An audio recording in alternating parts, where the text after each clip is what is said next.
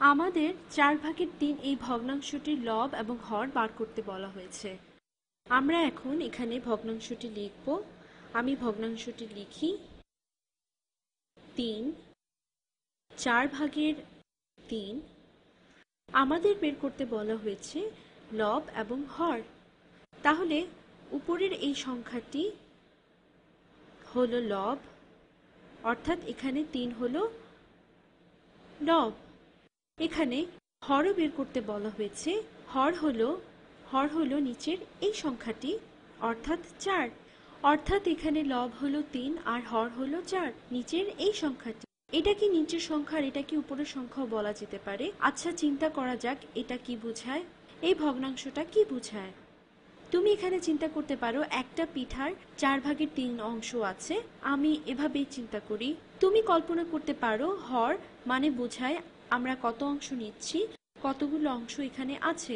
আমরা এরকম একটা বর্গাকার পিঠা কল্পনা করি।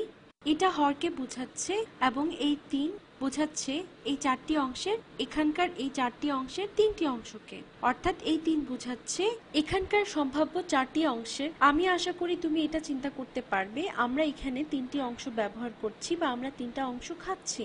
তুমি কল্পনা করতে পারো কেউ বলছে আমি একটি পিঠার 4/3 অংশ খেয়েছি, যেটাকে 4/3 ভাগ বলা যায়। ধরি তারা এই পিঠার নীল অংশটুকু খাচ্ছে, যদি আমরা এভাবে কাটি। এখন তুমি যদি একটি গোলাকার পিঠা কল্পনা করো, যেটা দেখতে হবে অনেকটা এরকম। একটা গোলাকার পিঠা আঁকলাম, এই যে একটা গোলাকার পিঠা। এখন আমরা এটাকে সমান 4টি ভাগে ভাগ করব, অর্থাৎ 4টি ভাগে কাটবো। এবং কেউ বলছে আমি এই পিঠার 4/3 ভাগই খেয়ে ফেলেছি, যেখানে 3 হলো লব এবং 4, 3/4, 4 হলো হর।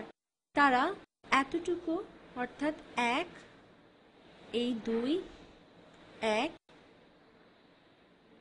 2 আর এই 3টি অংশ খেয়েছে।